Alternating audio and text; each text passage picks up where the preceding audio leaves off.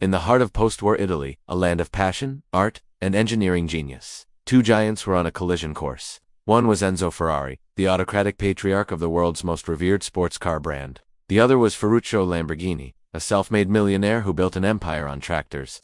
This isn't just a story about cars. It's a tale of pride, ambition, and the incredible power of a single, devastating insult. Ferruccio Lamborghini was the embodiment of the Italian dream. Born to grape farmers, he possessed a brilliant mechanical mind. After World War II, he saw opportunity in the rubble, using surplus military parts to build tractors for Italy's recovering agricultural industry. He became fabulously wealthy, a man who enjoyed the fruits of his labor, and his greatest indulgence, luxury sports cars. He owned Alfas, Maseratis, and of course, the pinnacle of automotive desire, Ferraris. He loved their speed, their sound, their soul. But he didn't love their reliability. His prized possession, a Ferrari 250 GT, was a constant source of frustration. It spent more time in the workshop than on the road. The main culprit was the clutch. It kept burning out, requiring expensive and frequent trips for repair. As a master mechanic himself, Ferruccio found this unacceptable. A car that cost a fortune shouldn't be so fragile. One day, his patience finally snapped. He decided to take matters into his own hands and had his chief engineer take the car apart.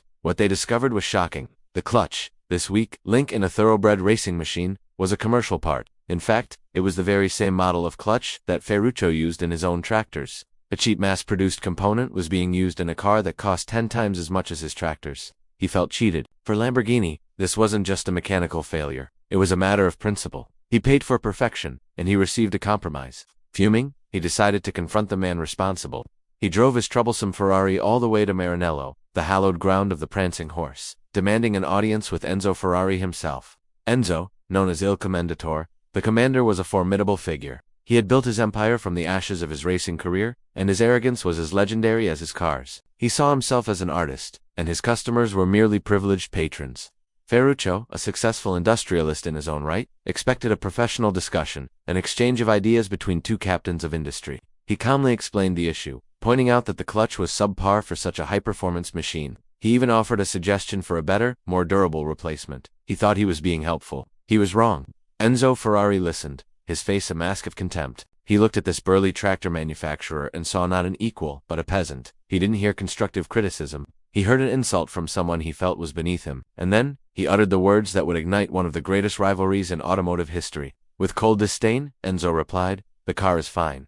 The problem is, you don't know how to drive it." He wasn't finished. He leaned in and delivered the final, crushing blow. "Lamborghini, you may be able to drive a tractor, but you will never be able to handle a Ferrari properly. Stick to your tractors." Silence. The air in the room crackled with tension. For Ferruccio, this was more than an insult. It was a dismissal of his entire life's work, his success, his passion. He was a master of mechanics, a man who had built an empire from scratch. To be told he knew nothing about machines by a man who used his own tractor parts was the ultimate humiliation. In that moment, something inside Ferruccio Lamborghini shifted. The frustration turned into a cold, burning rage. A new purpose crystallized in his mind. He walked out of that office not as a dissatisfied customer, but as a sworn enemy. On the long drive back to his factory, a single thought consumed him. I will build a better car, a sports car that doesn't break down, a perfect car. He wasn't just going to fix his clutch, he was going to build a direct competitor to Ferrari. He would show Enzo, and the entire world, what a tractor maker could do. The insult had provided the spark, and Ferruccio's ambition was the fuel.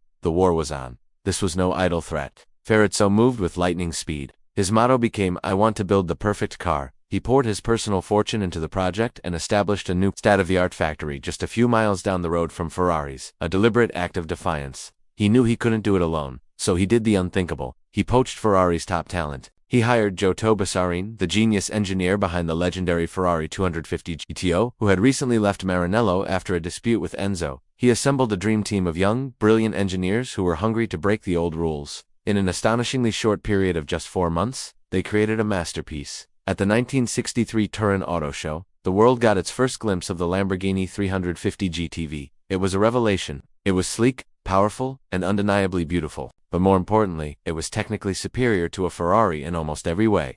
It featured a brand new V12 engine that was more powerful and more sophisticated than Ferrari's. It had a 5-speed transmission when Ferrari's only had 4. It had a fully independent suspension for a smoother, more controlled ride. The production version, the 350 GT, was a grand tourer designed for the wealthy gentleman who wanted exhilarating performance without the constant mechanical headaches of a Ferrari. It was comfortable, luxurious, and reliable. Ferruccio had kept his promise. He had built a better car. The automotive world was stunned. A tractor manufacturer had challenged the king and, on his first attempt, had landed a powerful blow. But Ferruccio wasn't done. He wanted to create a legend. In 1966, his young engineers worked in secret on a radical new project. They took a powerful V12 engine and mounted it not in the front, but in the middle of the car's chassis, just behind the driver. This was a layout used only in purebred racing cars. The result was a car so stunning, so audacious, that it changed the world forever. The Lamborghini Miura. When the Miura was unveiled, it looked like a spaceship. Low, wide, and impossibly beautiful, it was the first true supercar.